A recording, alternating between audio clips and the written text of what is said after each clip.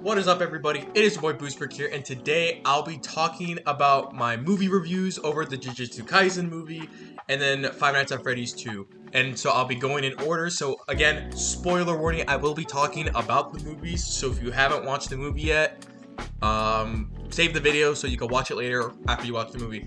So with no further ado, let's jump into the first movie I watched, Jujutsu Kaisen. Honestly, I was not that happy about it. Going in, I'm a big JJK fan. You know, Lobotomy Kaisen. The big thing was the one thing. Personally, when I saw the recap, I was like, oh cool, we're gonna get like some recap. It's gonna be like 5-10 minutes.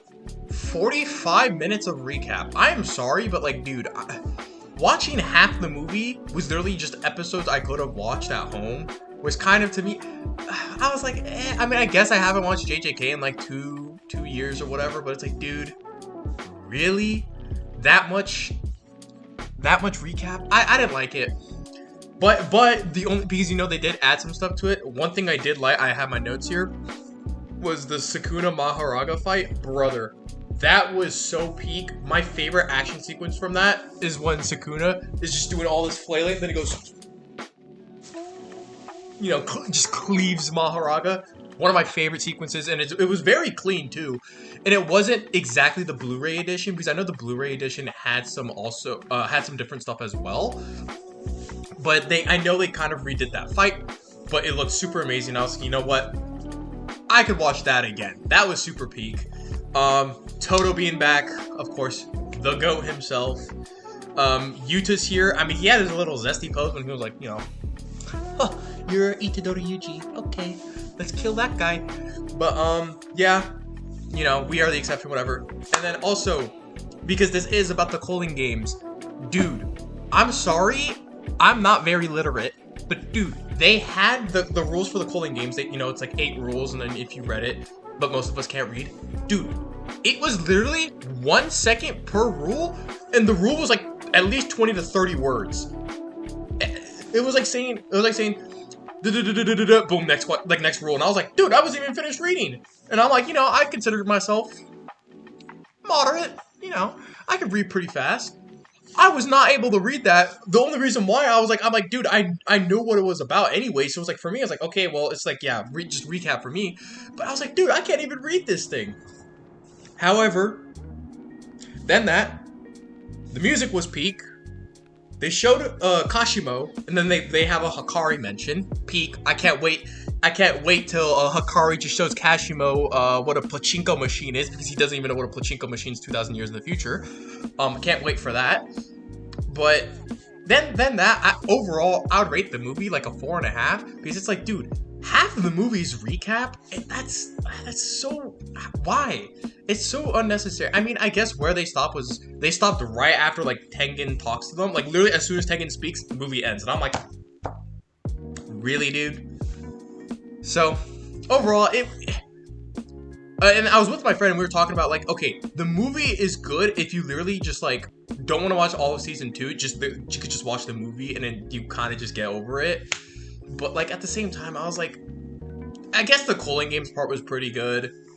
But it's just, like, really, I'm not paying again to watch that. And honestly, they could have just made it episodes. Just made it like a 50-minute episode for the Culling game. Like, I don't know why they had this big recap episode. Like, hey, we're just making a movie. I mean, I guess it is to make more money, but I personally did not enjoy that. Now, the one you guys all been waiting for. Five Nights at Freddy's 2. The one that I've been making Instagram videos on for about 2 weeks. Dude, that movie was so much fan service, and I absolutely enjoyed it. It was probably one of the best. I'm actually gonna watch it again with my friend because he didn't get to see it. So I'm gonna watch it again. Bro, the jump scares, I jumped out of my seat for like 1 or 2 of them. I know one of them I jumped out of my seat. Like, I could say this with full confidence. I jumped out of my seat, bro. That was so funny. My friend's like, bro, Julian, you're so scared. I'm gonna keep it a $1.50, guys. $1.50 here. I am not good with horror. You put me, you know, it's like, oh, go on a date with the girl, and you know, you get to hold her hand if she's scared. You know, you could be all like bold, brother. I'm the one, like, I'll be holding on to the girl because I'm like, dude, I'm scared too. Like, you know what I mean? So, I mean, then the jump scares were good. I think the storyline, because I know a lot of people are complaining about the lore and how it's very different from the games and the books and stuff like that. But I did kind of enjoy it, and I like the direction that they're going in. And especially because they're franchising this and they are making a third movie with the end credit scene. I definitely do think it the potential for it is like amazing, and because how I'm thinking about the FNAF world is like, okay, it's not 100% to like the books and everything, right? It's kind of its own thing that kind of is based off of that lore. So it's not going to be 100%, and you have to accept it's not going to be 100%. And I think if you start off with that basis, you can enjoy the movie much more than people that know a lot more than lore.